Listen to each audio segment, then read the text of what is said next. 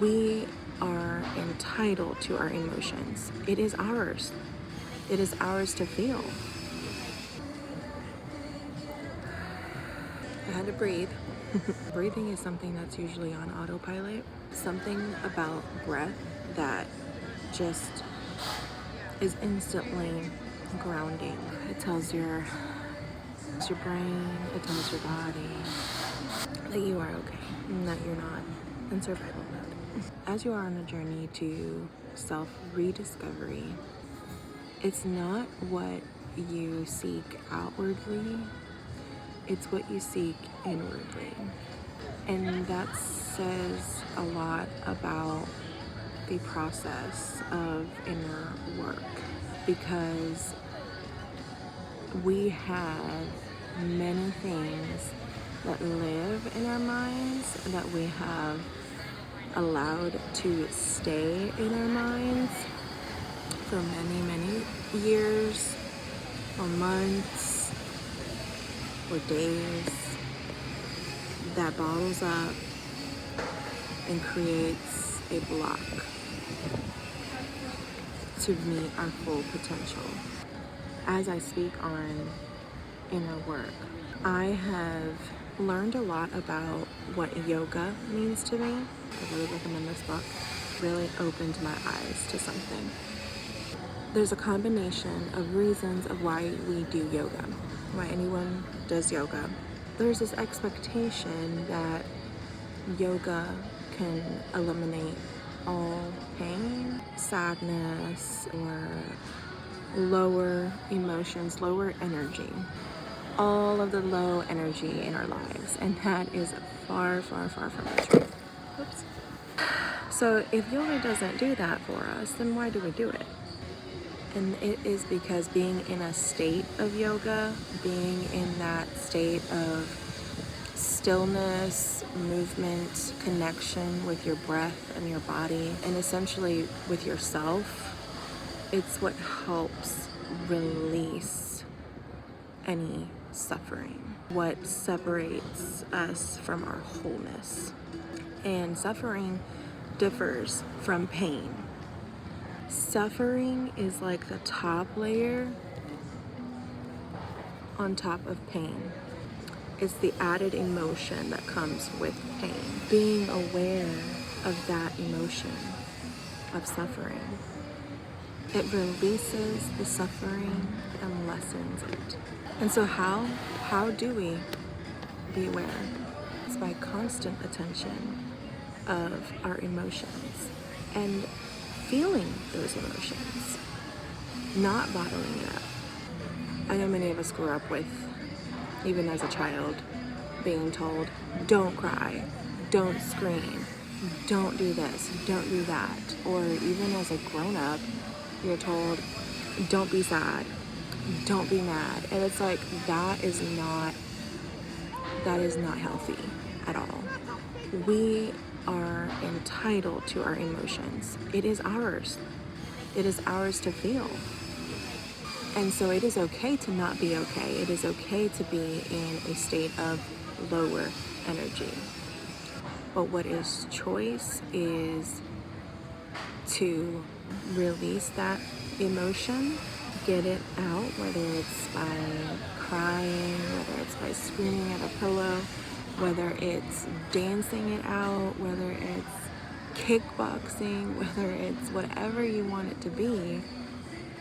Releasing that emotion, feeling that emotion, and knowing that it is all part of our self-transformation. And so as you process that and process those emotions, you have the choice to shift that emotion into further connecting with yourself and knowing that you have power in changing your response, your reaction, your next step on how you're moving forward. Maybe the next step is to settle and stay in this in this emotion for a little while, do what it is that you have to do. But as long as you're telling yourself that you have choice to shift that emotion eventually. It could take a day, it could take hours, it could take minutes, but it is very important to know that we have the power to do whatever it is that we want to do, to be in whatever state of mind that you want to be in. We have the power to be there. What has gotten me far in this journey is to prioritize inner work. It's more than just a physical journey. It's an inwardly journey. Maybe you're holding on to something that has been living in your mind for many years, right? Take me for example. For a while I was trying to outwardly fix issues that I've had, whether it be illnesses, health, or will it be wellness. And for many years I never connected. It's involving inner work. And as soon as you connect with your inner self and realize the work that you have to do, it connects with what your overall goal is of overall wellness and overall health. And I've had a lot of damage living in my mind. I've had a lot. I've always held on to things. I've always held on to my emotions.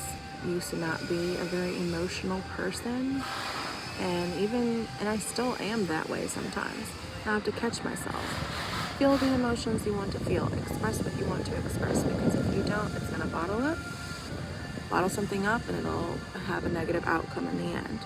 Illness, stress, not being able to move your body. I mean, it's been a journey. It's hard, but it is very important to face our darkest and deepest emotions that we feel from what we've carried. And it is so important to face them because it is still part of us. And the minute that we release that and work through that, and you can elevate into a much higher state of being. It's not to say that once you've faced what you have carried for so long, you're going to be good from here on out.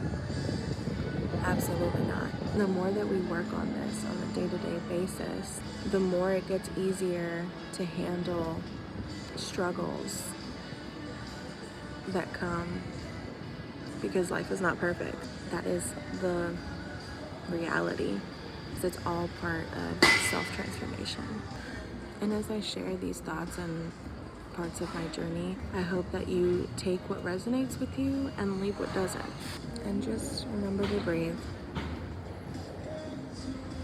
Take a deep breath. More light.